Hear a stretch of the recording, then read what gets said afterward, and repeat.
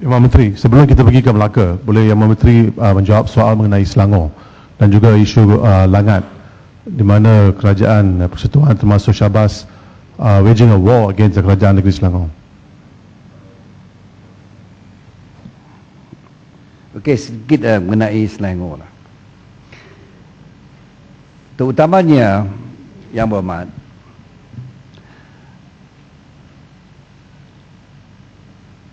unjuran untuk permintaan air, ya, dan fakta-fakta yang kita kutip dari segi bekalan yang kita sedia ada, dan juga permintaan dari segi meter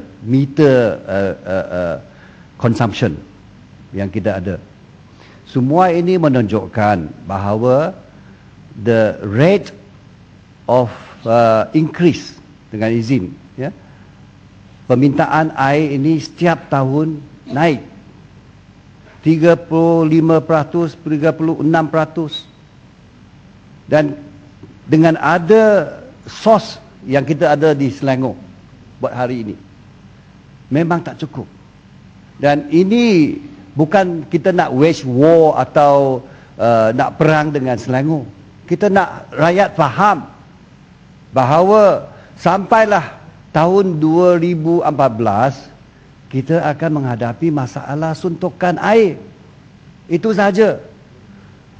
Kalau Selangor masih pegang teguh tentang tarikh yang mereka katakan dahulu, iaitu 2019,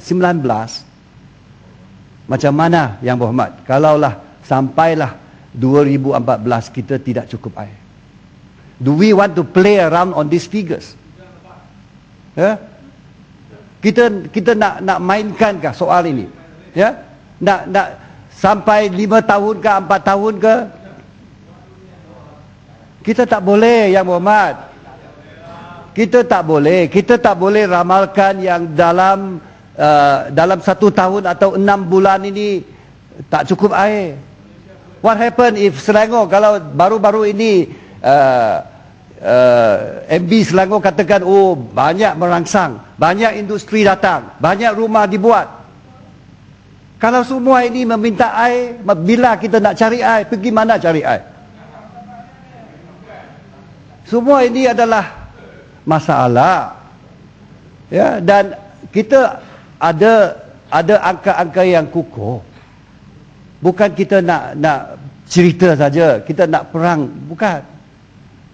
Because of that, as a minister sitting here in this ministry, I have to make a decision. Ya. Saya punya decision ialah menerangkan kepada rakyat. Pulanglah kepada rakyat supaya rakyat faham masalah ini. Dan haraplah kalau dalam pilihan raya yang akan datang, rakyat masih tidak setuju dengan saya, pandangan saya nak milih kerajaan negeri Selangor sebab ada air percuma, okeylah, saya terima. But as a minister sitting here at this juncture, saya kenalah menerangkan apa fakta kepada rakyat. Itu maksud saya. Menteri, bukan nak perang. Saya nak respon dengan pendapat Menteri merujuk kepada laporan National Water Resources Study 2000 yang telah dibuat oleh Rand Hill Corporation dan SMHB. Pertama ni, SMHB termasuk dengan Rand Hill are water players. So water players cannot be involved in doing a study involving water. Itu isu pertama. Isu yang kedua ialah kaedah yang telah digunakan oleh SMHB dan Rand Hill. Kaedah yang digunakan tidak merupakan kaedah yang selalu digunakan oleh JKR dan juga PWD. Ia menggunakan kaedah lain. SMHB dan Rand Hill telah menggunakan kaedah lain. Pertama, mereka telah menggunakan population growth sebagai from 4 to 5%, if I'm not mistaken, from 4 to 5%. But our population growth is not 4 to 5% at this time, Yang Menteri. Isu yang kedua ialah satu faktor lain yang mereka gunakan untuk mendapat fakta mereka ataupun conclusion mereka, ialah bahawa economic growth di Malaysia adalah 8%. This is not the case also for the last 2-3 years. Tetapi yang isu yang mereka telah lupa ialah kalau mereka boleh menurunkan, iaitu kalau Syahbaz boleh menurunkan non-revenue water atau air yang tidak berhasil, maka 3/4 of air boleh dijimat. Tetapi itu tidak diberi fokus. So the problem is actually with the Menteri dan Syahbaz. So since you are not investing in the infrastructure, maka there will be always a water problem. Tapi akhir kata Menteri, saya terima pandangan Menteri bahawa kita ada masalah dengan climate. We have a problem with climate change. So we must be all the time be prepared. So oleh kerana itu, kita mesti memberikan persuturan air itu dan juga untuk memberikan tanggungjawab kepada Kerajaan Negeri Selangor untuk menguruskan air secara holistik. Itu saya minta pandangan daripada Menteri. Yang Berhormat Menteri. Sikit lagi saya tambah. Saya tambah sikit saja lagi. Cukuplah. Syah Alam, cukuplah.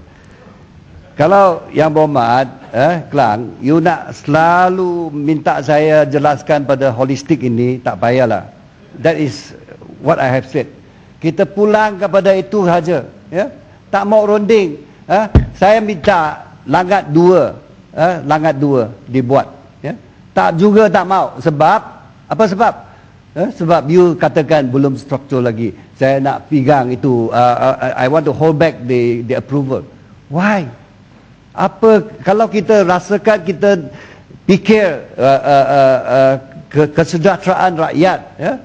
Kalau soal itu yang penting, kita patutlah membenarkan langat 2 ini dibina secepat mungkin. Jangan, don't hold back.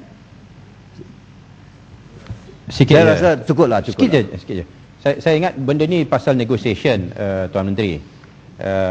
Tadi kata kita boleh bincang, kita boleh negotiate, ya. Okey, kajian yang dibuat oleh pihak SMHB dengan Renhill, iaitu kontraktor air yang memang dia teringin sangatlah ada projek yang besar seperti Langat 2 ni. Dia punya kajian kata 2014. Okay. Kita pun ada kajian. Kita punya kajian 2019. Kenapa tidak boleh jumpa, bincang, compare notes, ya, tengok mana yang silap, mana yang salah. Benda ni dan kita guna apa yang digunakan sebagai industry standard. Industry standard untuk membuat unjuran. Ya. Untuk nak jadikan satu gambaran sama ada 2014 itu tepat ataupun 2019 itu lebih tepat. Kita boleh, it's a technical issue. Kalau tak ada apa-apa kepentingan, bagi pihak yang mengkaji, membuat unjuran, gunakan kaedah yang biasa digunakan untuk tempat-tempat yang lain, yang digunakan oleh pihak JKR ke, yang tak payah nak gunakan sistem yang digunakan oleh SMHB dengan Renhill ni. Kita guna kaedah yang lain. Kita biar bincang. It's a technical issue. Saya rasa kalau tak ada kepentingan boleh selesai. Banyak lagi perkara-perkara yang boleh dilakukan untuk nak improve kita punya water consumption. Sebagai contoh, ya, kaedah-kaedah ataupun design. Cukuplah. That's your problem. Ini yang kata nak negotiate, nak bincang. Ini kita nak bincang. Tak boleh lah.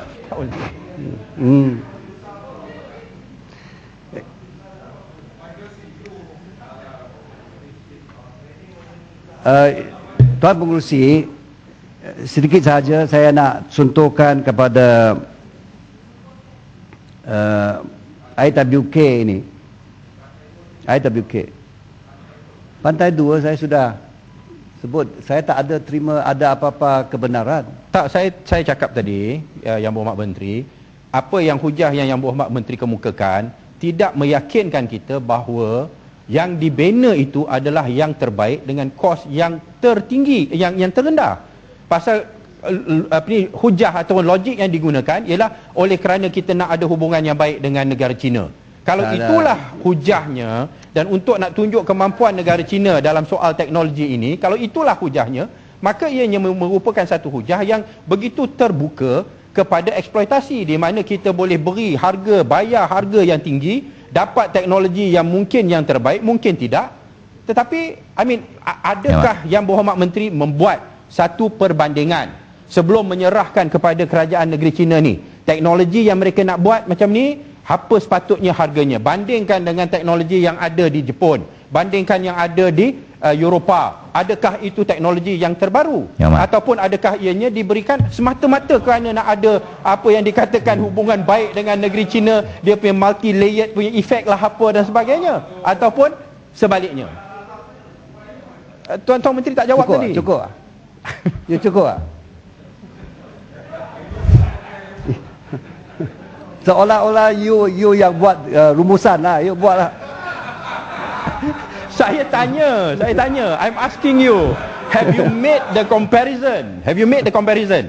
Is it the newest technology? Yeah, that's Is why- it the best price? That's why you don't want to listen. No, I- saya because sebut you ini didn't answer that. yang terbaik di dalam negara, yang dalam terbaik kita dalam punya negara, adakah ianya terbaik di ujian dunia dengan yang- harga yang diberi, ataupun adakah ianya untuk tujuan nak berbaik dengan China?